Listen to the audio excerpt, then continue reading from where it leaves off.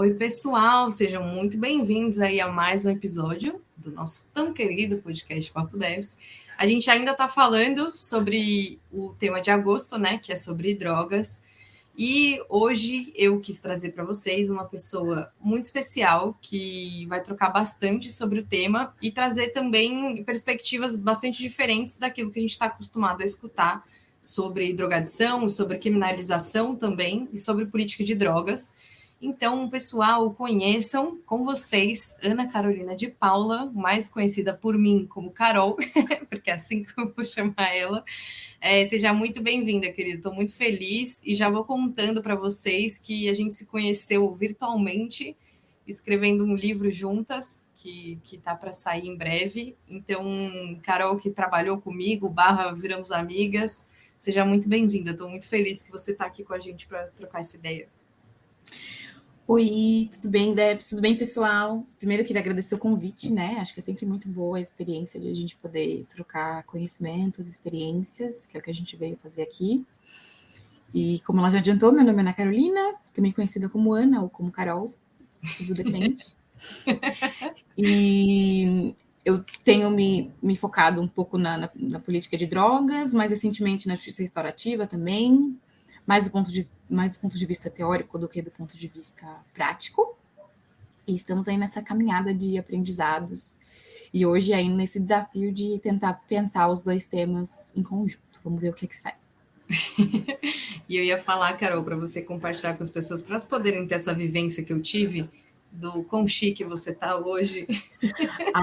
Eu tô aqui na casa de uma amiga minha que é arquiteta, então a casa dela é pensada nos mínimos detalhes, assim, garrafa de vidro maravilhosa, um copo maravilhoso, tem uma iluminação muito boa também, até meu microfone, meu fone também são ótimos. Gente, então, aqui se vocês vissem de verdade, agora eu entendi tudo, a Carol não tinha me contado que ela era arquiteta, agora eu entendi porque ela tá num cenário de gravação, que é o quarto da pessoa. Poderia ser um pano de fundo do aplicativo, mas não. Não, super. Nossa, achei incrível. Mas, bom, é com toda essa beleza que eu vou perguntar para você, Carol, como que você chegou nesses estudos, assim? Tipo, porque eu te conheci já, Carol lançou um livro sobre política de drogas.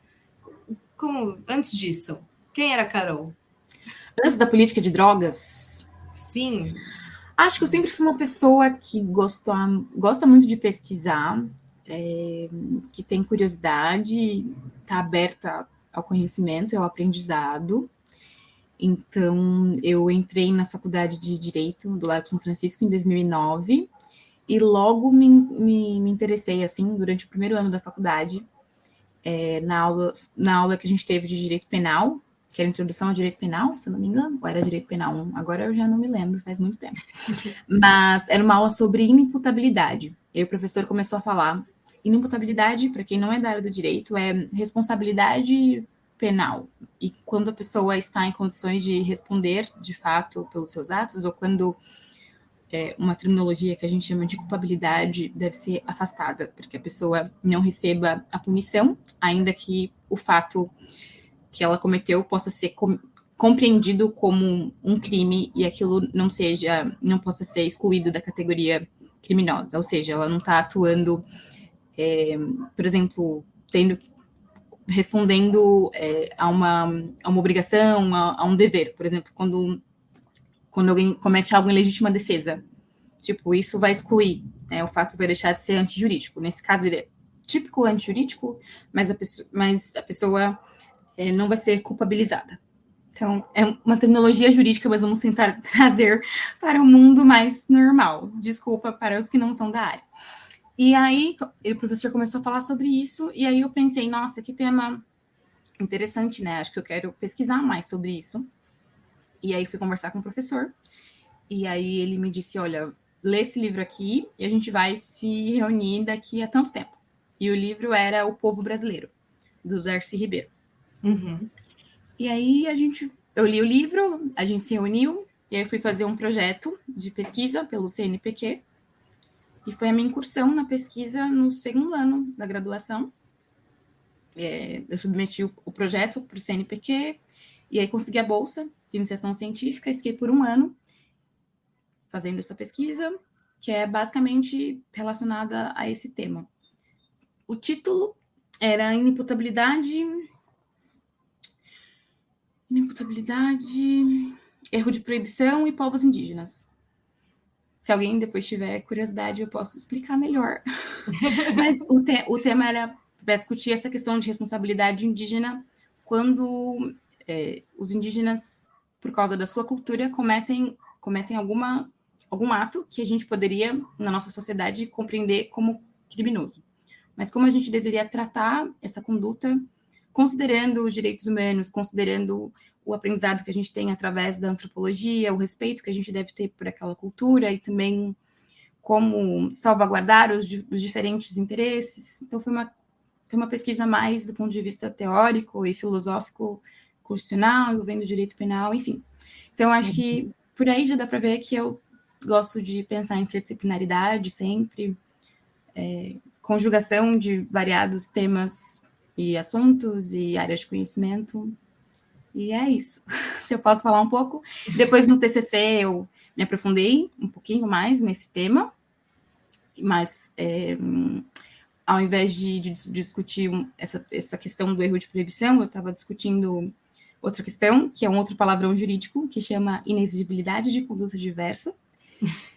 E depois eu saí completamente, na verdade, de estudar essa intersecção entre pluralismo jurídico, direito penal e povos indígenas, e decidi entrar no mestrado e fui estudar política de drogas. É isso. Eu ia te pedir, Ana, um grande parênteses aqui, que eu só preciso fechar a janela, porque acho que tem um helicóptero parado aqui do lado. E aí tá tipo um mega barulho, tá me incomodando. Peraí, um segundo. Aqui tem barulho também? Não, aí tá em paz. Lá no fundo. Ah, tá bom. Peraí, deixa eu só...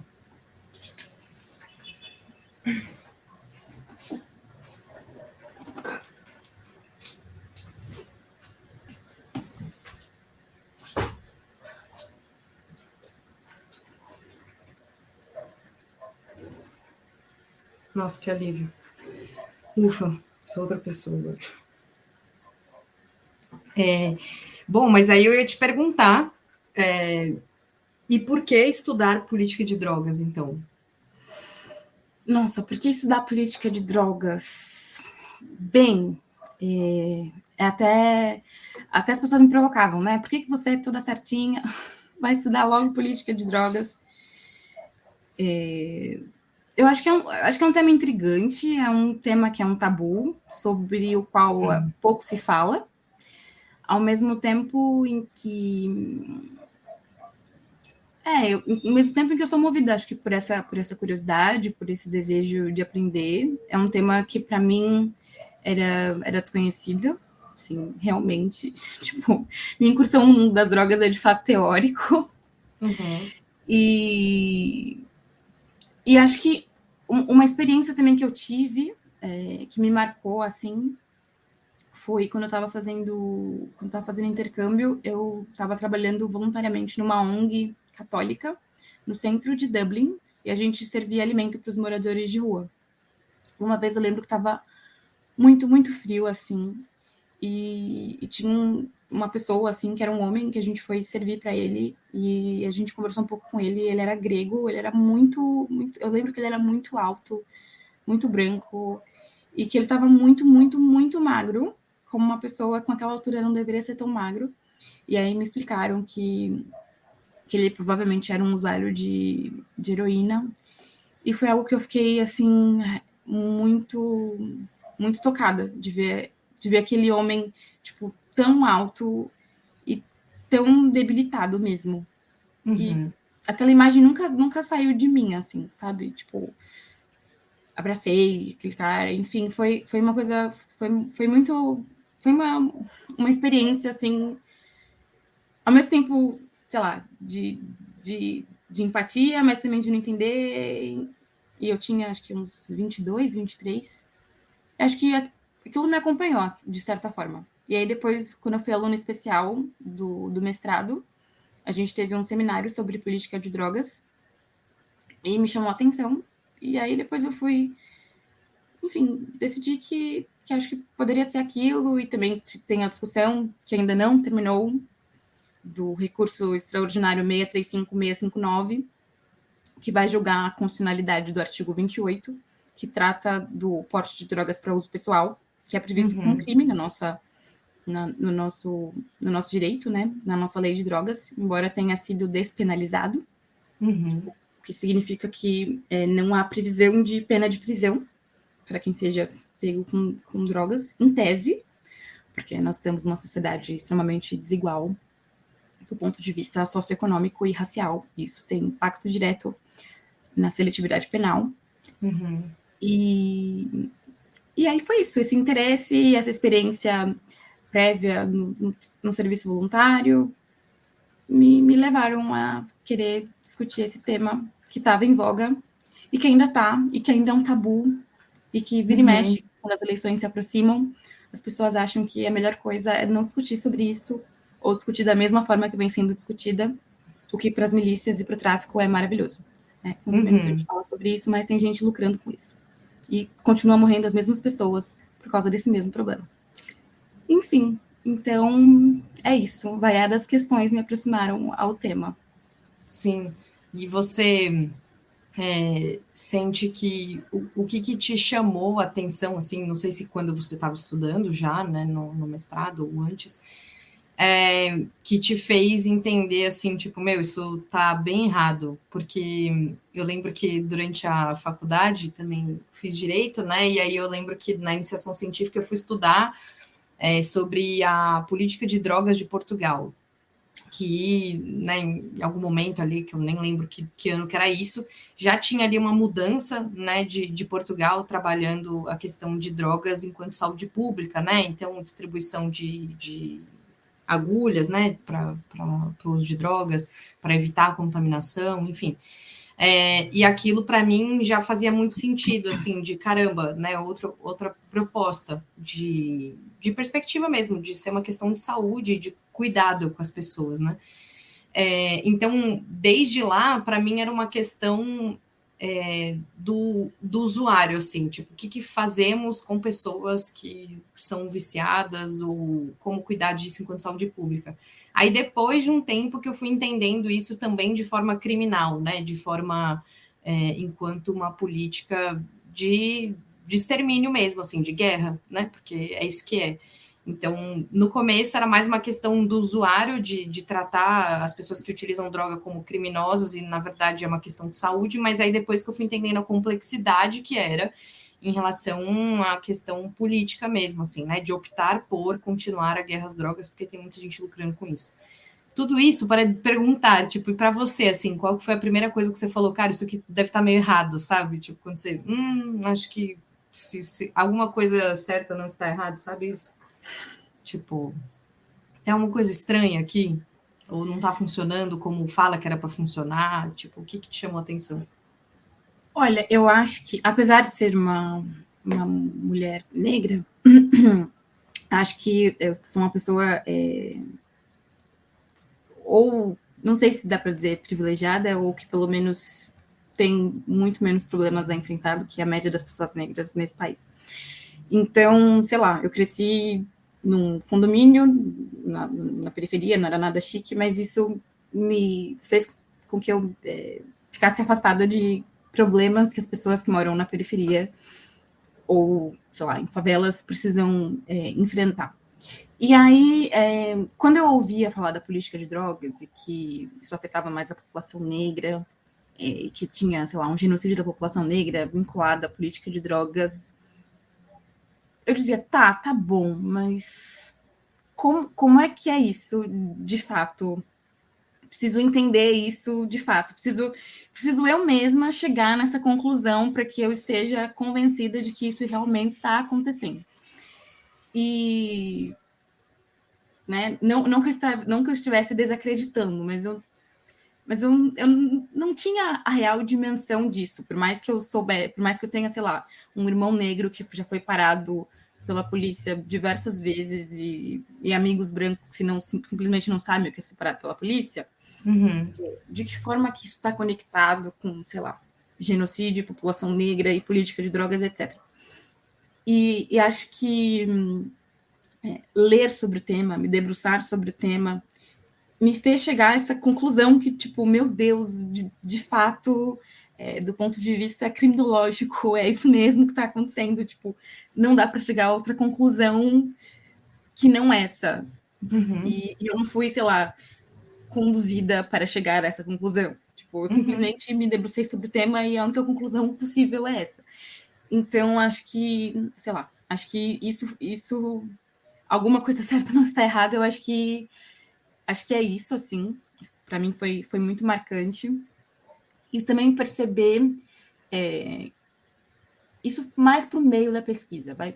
Mas logo no começo, quando eu fui pesquisar, né, sobre o que é o uso de drogas, desde quando isso começou, o que é exatamente falar em uso problemático, porque nem todo uso é problemático, mas a lei parte do ponto de vista de que todo uso é problemático, quando na verdade álcool é uma droga, drogas classificadas como ilícitas também são drogas, assim como remédios também são drogas, e existe um uso problemático de drogas.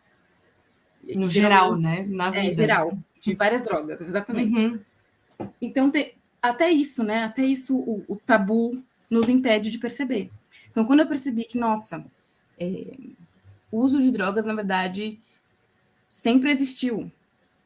O que não existiu desde sempre é o modelo de repressão que nós criamos enquanto sociedade ocidental, no mínimo, né? E depois espalhamos para o resto do mundo. E o papel também que o Brasil, por exemplo, exerceu, né, para criminalizar a maconha, como isso se deu, a finalidade com que isso se deu, que basicamente a maconha era vista como um dos nomes da maconha era fumo de Angola. Então ela foi vista desde sempre como uma planta utilizada pela população africana, de origem africana. E quando a população de origem africana ficava, sei lá, descontrolada e violenta, ao mesmo tempo, e esse estudo foi feito pelo médico cujo sobrenome é Dória, e é da família Dória. E curioso, né? Curioso, porém real. E ao mesmo tempo, quando os colegas do Dória utilizavam essa mesma planta e faziam a descrição do que é que eles sentiam, a descrição não correspondia àquela feita para as pessoas negras, ou seja, existia um racismo desde sempre, e a criminalização está muito vinculada a isso em seu nascedouro. Então, esses dois fatos me chamaram, assim, muita atenção. E tem como ter acesso, Carol, a esse estudo da moça Dória?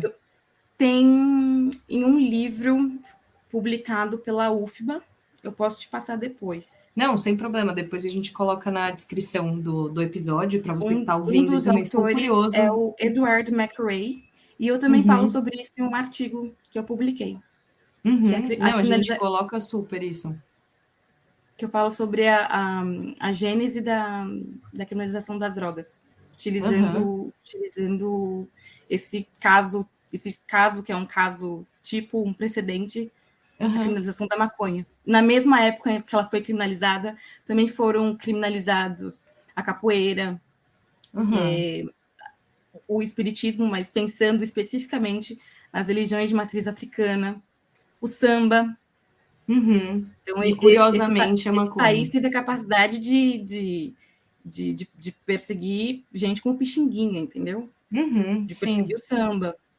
Tudo na mesma época, e tudo porque estava ligado à população negra.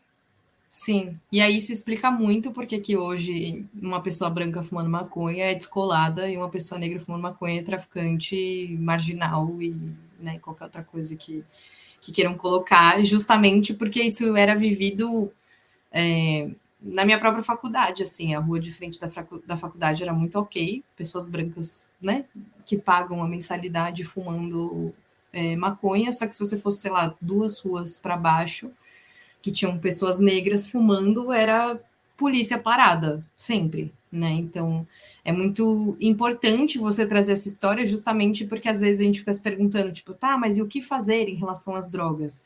bom, para saber o que fazer, é importante saber o que foi feito, né? Tipo, da onde surgiu isso? Porque daí dá para entender, então, quais eram os objetivos na realidade, né?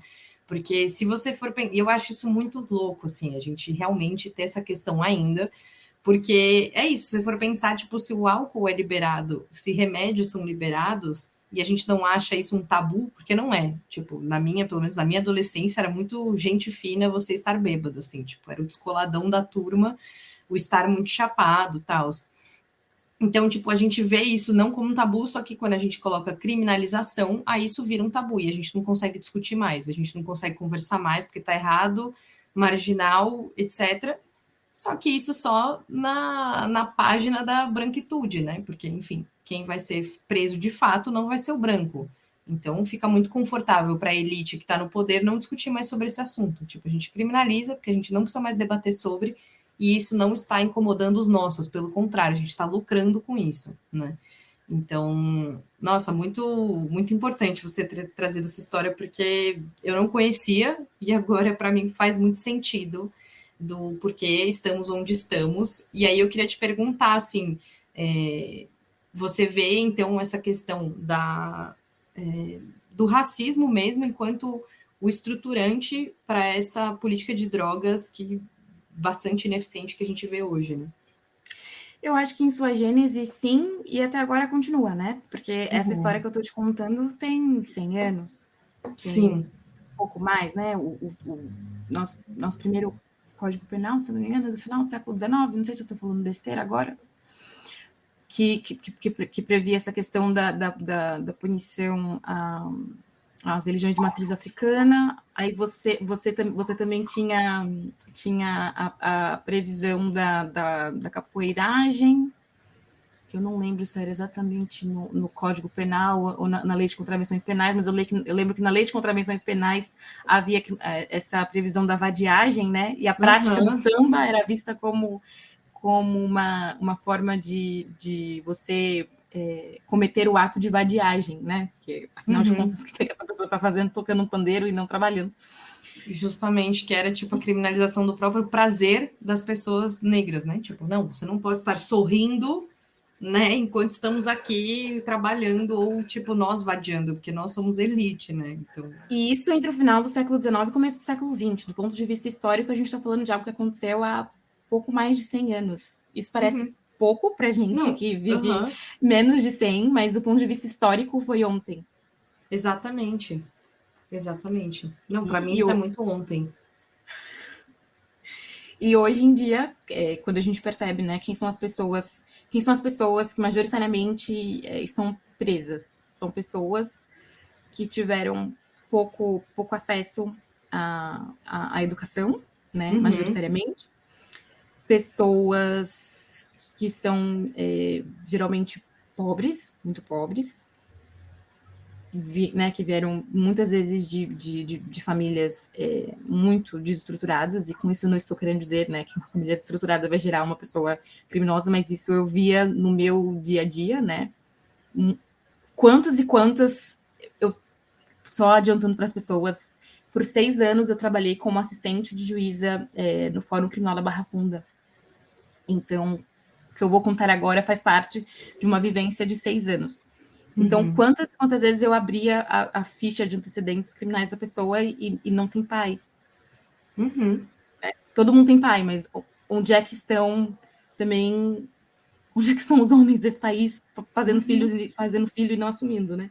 É um problema muito grave também, que a gente precisa conversar sobre isso também, né? Talvez não aqui, não agora, mas é um problema muito grave que eu via muitas e muitas vezes. No caso das mulheres, muitas mulheres que são presas por tráfico de drogas também já foram vítimas de violência doméstica. Enfim, é um problema que acontece muito. E, para além disso, que a gente também via... a maioria das pessoas também são negras. Então, a maioria das pessoas que estão presas nesse país, muitas delas, provisoriamente, são por tráfico e com essas características sociais, né? Então, de muita vulnerabilidade em todos os sentidos, de muita privação e negação de direitos das mais variadas formas. Sim, e é uma coisa que eu lembro de duas situações que para mim me marcaram muito, assim, em relação a questão de drogas, que uma vez eu fui num evento na USP que tinha a ver com segurança pública, e aí um PM falou que eles tinham cota, né, de prisões para serem feitas diariamente, e que a questão de drogas era algo que facilitava muito, porque, bom, tá sempre em flagrante, né, a pessoa tá ali com a droga, o crime está acontecendo, então ele não tem que estar ali no momento do roubo, que é muito mais difícil, estar ali no momento do furto, que é muito mais difícil. Então, a droga é você só sair caçando pessoas, majoritariamente negras, que tenham um baseado, que tenham 3 baseados, e falar, bom, o traficante vai preso e flagrância, né? Então, ele contar isso para mim foi, meu Deus, tipo, o quão profundo, porque eu acho que é esse sentimento que você teve no começo de, tá, é isso, né? Então tá relacionado com o genocídio da população negra, mas, tipo, até que ponto qual que é a complexidade, né, desse link, assim, dessa ligação? E aí, quando você escuta um PM falando isso, vê questões dentro da polícia tratadas como normais, assim, de, bom, é isso que a gente tem que fazer, né? Tipo, abordar pessoas pretas que estão andando na rua, principalmente jovens, né?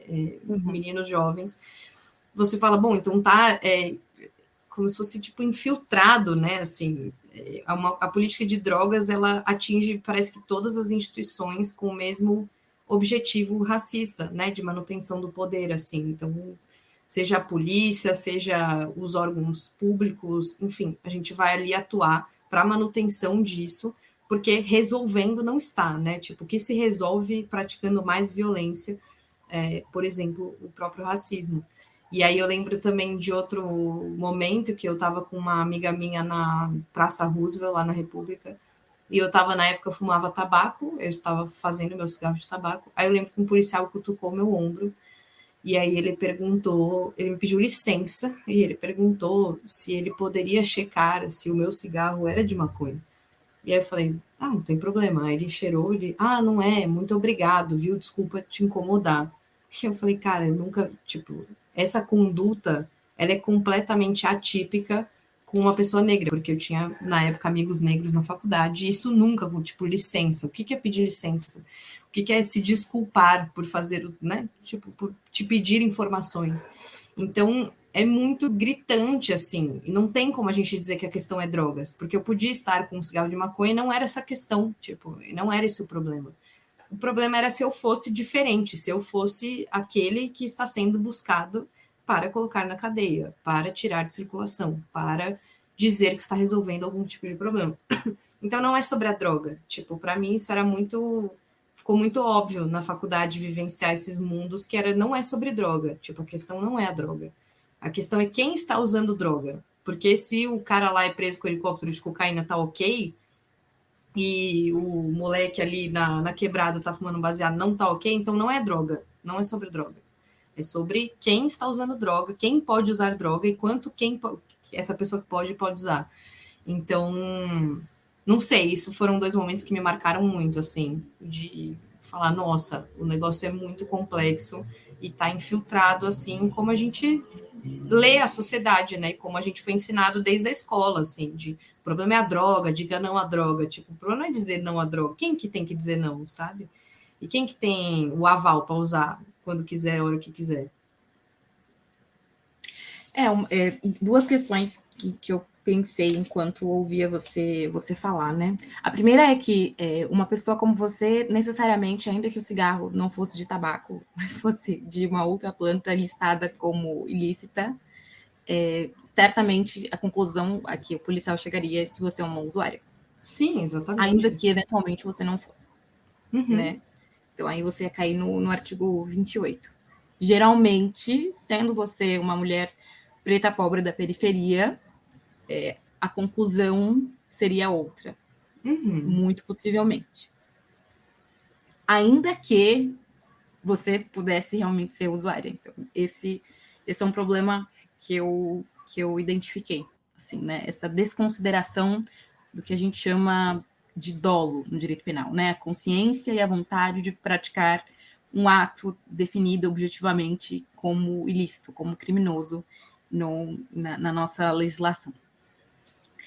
E outra coisa também é um modo como a gente não discute, né, esse tema é um tabu, então quem está lucrando com isso vai continuar lucrando, né, porque não é interessante discutir sobre isso, né, e gera votos, né, o fato de você reprimir ainda mais as drogas, né, ter esse argumento, esse discurso, faz com que as pessoas vejam você, enquanto político, como uma pessoa digna de credibilidade, né? Essa pessoa, de fato, merece ser votada, porque essa pessoa está fazendo algo para combater, entre muitas aspas, as drogas, quando, na verdade, essa pessoa está simplesmente utilizando esse medo desse assunto que é um tabu para que tudo continue funcionando como está funcionando. Como está funcionando de modo a criminalizar pessoas em seus territórios, porque são pessoas pobres, majoritariamente pretas.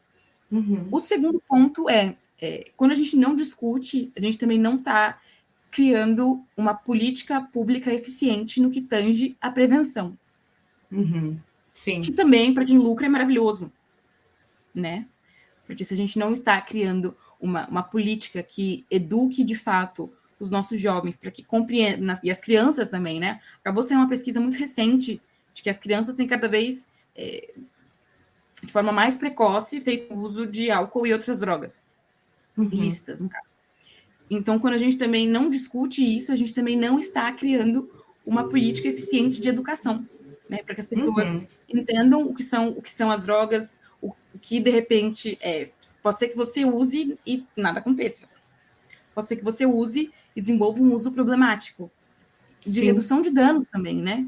Porque se a pessoa, depois de tomar consciência dos riscos envolvidos e chegar à conclusão que é isso mesmo que ela quer, que ela tenha consciência também de como reduzir o possível impacto do uso, os danos que eventualmente podem daí decorrer.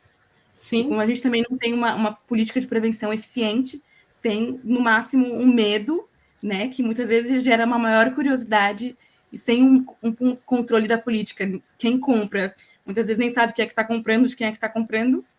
Então, a gente também tem esse problema que acentua ainda mais problemas de política pública. Sim. E em relação ao remédio, né, eu fico pensando, você estava falando isso de dizer sobre o que vai acontecer com a pessoa e como que vão ser os efeitos, etc. É muito curioso porque a gente faz isso com remédio, porque tem vários remédios que causam dependência, né, e aí precisa dizer como tomar, fazer a parte do desmame, né, de tipo, vai tomando pequenas doses até parar, porque tem uma questão de dependência do corpo, mas aí é um tabu a gente falar isso sobre qualquer outra substância porque está criminalizada, tipo, aí é uma questão que é não usar, só que isso é impossível, tipo, isso é uma utopia, esse lugar que pessoas não vão usar nenhum tipo de droga e aí teremos uma sociedade pacífica. Isso é uma mentira, assim, na minha perspectiva de sociedades até então, de hoje, assim, de não vão usar, que eu lembro que até quando eu fiz esse estudo de Portugal, eu lembro que eu fui buscar algumas pesquisas que diziam sobre os macacos, né, se utilizarem de, tipo, algumas plantas que davam efeitos, não sei se exatamente alucinógenos, mas que tinham aí um efeito na consciência e que eles tinham lá um uso X, né, para a espécie. Então, acho que a questão não é sobre não usar, mas é porque que a gente acha ok na indústria farmacêutica a gente precisar ter a bula escrito com o que vem, quais são as reações adversas, e você precisar toda uma orientação de um médico para se utilizar, e a gente acha absurdo falar isso sobre qualquer outra substância que pode causar ou não dependência, que pode causar questões sérias de saúde ou não, mas que vão depender da do seu acesso ao conhecimento, né, do seu acesso a de fato entender o que é aquilo, né, e o que vai acontecer com você. Eu lembro que quando eu passei um tempo na Nova Zelândia, lá tinham algumas drogas legalizadas e que são produzidas ali, e aí eu lembro que eu fui conhecer umas lojas dessas e vinha, tipo, toda uma explicação do que você estava comprando, o que fazer. A pessoa que estava lá te avisava, tipo, olha, se você nunca usou isso, não use esse, tipo, esse é diferente daquele. Porque é isso, tipo, a gente está falando sobre droga, a gente está falando sobre substâncias que vão alterar de alguma forma o seu funcionamento do corpo. E é extremamente importante que a gente fale. A gente não consegue nem falar sobre álcool, sabe? Tipo, a gente tem uma dificuldade enorme de entender álcool como um problema de saúde. A gente ainda acha que porque está legalizado tá tudo em paz, tipo, tranquilo. Isso daí a gente bebe com os amigos, sendo que causa 300 mil questões, tanto na família, quanto de violência, quanto de várias coisas. E a gente não fala sobre isso. Então, quando a gente coloca esse lugar das drogas, né, que não são remédios, num lugar de a gente não precisa falar sobre isso, é justamente isso, a gente acaba reforçando, legitimando uma política que só está preocupada em repressão, né, e punição de pessoas específicas. Então, eu super concordo com você que é isso, a gente não fala sobre prevenção, a gente não fala sobre redução de danos, que é isso, a questão de Portugal, né, de distribuir seringas, eu lembro que um monte de gente falava que é absurdo, incentivando o uso, tipo, cara, eles diminuiriam, sei lá, em quantos por cento, se não me engano, era 70% o contágio de HIV e outras doenças, né, por conta da seringa, hepatite, exato, e as pessoas, tipo, não incentivam, cara, não é sobre isso, é sobre pessoas que usam, a gente precisa cuidar da saúde das pessoas, da mesma forma que o remédio, se as pessoas pegassem isso em qualquer canto, tipo, uns comprimidos X, sem saber do que é, sem saber quanto toma, obviamente que isso ia dar muito ruim, né? Então, falar sobre drogas é um tema muito necessário, assim, da gente poder conversar sem esse lugar moralista, que geralmente é falado, né, tipo, num lugar moralista, sobre quem não vive a punição da política de drogas. Geralmente, quem faz o discurso moralista é aquela pessoa que pode usar de boas, em casa, na rua, mas que quer dizer que o outro que está errado é aquele traficante, como se você não comprasse dele, sabe? Que eu acho isso muito bizarro, né? A pessoa que compra do traficante fala mal do tráfico como se fosse terrível, só que financia numa boa o próprio tráfico, né? Enquanto pessoa branca privilegiada com dinheiro, enfim. Então eu acho. Diga, fala, Carol. Não, algumas questões. Primeiro que você estava falando, né? E aí, como você disse, de fato, historicamente, as drogas sempre foram utilizadas, né? E não é porque você pensa, você está disposto a discutir ou a pensar em descriminalização ou até mesmo em legalização, que isso vai gerar um impacto de mais pessoas utilizando. Porque o que se viu no exemplo de Portugal, né, que você citou, foi que ao longo do tempo houve uma redução do uso, mesmo entre a juventude portuguesa comparado com o restante da Europa, que fez outras escolhas em relação a como lidar com a política de drogas. Outro ponto importante é que não existe um controle, né, de produção. Então, quem decide comprar pela via quem decide comprar ou quem, sei lá, decide produzir, ambos ilicitamente, né, de acordo com a nossa configuração normativa atual, de acordo com a forma como o Brasil decidiu pensar a sua política de drogas, não sabe exatamente 100%, em muitas das vezes, o que é que está comprando, o que é que está consumindo, o que pode ter um impacto lá na frente de uso problemático, né? A pessoa acha que está usando X, pode estar usando X misturado com YZ, e isso vai ter um impacto na saúde da pessoa para além daquilo que ela pensava, tensionava inicialmente. Outra coisa, você estava falando do álcool, e eu vi uma pesquisa muito interessante que acabou de sair. O Bill Gates e a Melinda Gates, eles têm um instituto e eles financiaram uma pesquisa, e a conclusão que essa pesquisa chegou, foi feita uma pesquisa assim, desde a década de 90 sobre consumo de álcool. E a conclusão a conclusão reforçou o que outras pesquisas sobre álcool tinham concluído, é que não existe uma quantidade, se possa dizer, segura para o consumo do álcool. Então, é uma coisa que a gente não discute, e o uso do álcool está muito relacionado a crimes violentos. Né? Quando a gente pensa, por exemplo, em casos de morte provocada por pessoas que dirigem embriagadas, né? Tem uma elevada incidência, e isso está relacionado muitas vezes ao consumo prévio de álcool, né? A morte no trânsito. E outra coisa também é que uma vergonha, uma das vezes que eu senti vergonha de ser brasileira foi em 2018. Eu adoro o nosso país, tá, gente? Esse não é comentário de uma pessoa que não gosta do país, é um comentário de uma patriota. Em 2018 eu fiz um curso no Observatório Europeu de Drogas e Drogodependência. E para fazer esse curso a gente teve aulas lá em Lisboa, e antes disso a gente teve que se preparar para as aulas lendo textos. E eu acabei descobrindo que no Irã existe uma política de redução de danos com trocas de seringas dentro das unidades prisionais. Uhum. Tipo, isso acontece no Irã, tá, gente? No Irã, né, é um país muçulmano, muitas pessoas têm preconceito, mas eu não consigo imaginar o nosso país chegando a um nível de discussão republicana e democrática a ponto de nós pensarmos de uma política de redução de danos sobre troca de seringas dentro das unidades prisionais. Uhum. Então, é uma questão também para a gente refletir, né? Sim.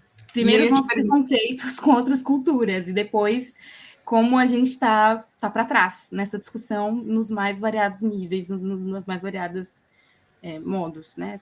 Seja a nível de regulação, seja a nível de discussão, seja a nível de política de redução de danos, e muito menos nas unidades prisionais, né? Onde, inclusive, entram drogas, né? Que a gente não pode ser hipócrita. Todo mundo Sim, sabe disso. E eu ia te perguntar, com tudo isso que você trouxe, assim, quais caminhos que você visualiza como possíveis para, de fato, mudar essa perspectiva de tratamento de drogas, assim? A primeira coisa que vem na minha cabeça é o fortalecimento do CAPS, né? O CAPS veio aí sofrendo nesse governo, neste desgoverno. Um psicólogo poderia falar muito melhor disso para você do que eu, mas o CAPS, álcool e drogas, né, a redução de investimento nessa política, o fortalecimento da repressão, né? Também acho que existe uma falta de conscientização, não sei se é exatamente conscientização a palavra, mas assim, morre qualquer pessoa, é só dizer que ela tinha um envolvimento prévio com drogas, então a morte dela está automaticamente justificada, e nós, enquanto sociedade, estamos tranquilos com isso, aparentemente, né? Então é uma coisa que a gente também precisa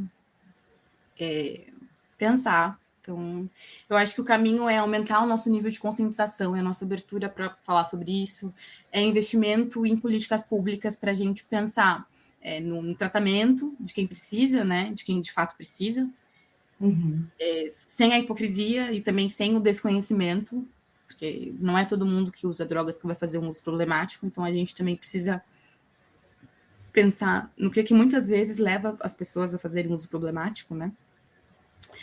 Que as pessoas que precisam de tratamento, elas tenham de fato acesso, porque esse é um problema, então aí a questão do CAPS-AD e o modo também como os recursos públicos têm sido utilizados para essas clínicas, muitas vezes vinculadas a religiões, para poder impulsionar carreiras políticas. Então, a gente tem também feito um mau uso do dinheiro público, na minha opinião. E claro que essa é uma possibilidade, né? Em Portugal existem também essas clínicas, mas existem outras formas, como se fosse um sistema multiportas. E a redução de danos entra aí. Assim como salas para uso assistido também entram aí. Para a gente falar de sala de uso assistido aqui, a gente vai precisar, sei lá, talvez de uns 20 anos de amadurecimento democrático. Enfim. E eu acho que é urgente a gente pensar também, urgente o STF julgar o recurso extraordinário 635-659 e decidir sobre a inconstitucionalidade, provavelmente é isso que vai acontecer, decidir sobre a inconstitucionalidade do artigo 28, né, porque decidir por fazer consumo de drogas ou de portar drogas para consumo pessoal é uma questão ligada à autodeterminação, à privacidade, né, e daí a inconstitucionalidade, entre outros argumentos que nós poderíamos pensar do ponto de vista constitucional e penal, e termos também critérios mais objetivos para poder definir, que é uma coisa que Portugal fez, é uma coisa que o Uruguai também fez. Temos critérios objetivos para a gente poder diferenciar o que eventualmente pode ser um posse destinado a tráfico ou um porte destinado ao uso pessoal, Uhum. E pensar também no próprio processo penal em matéria de drogas, né?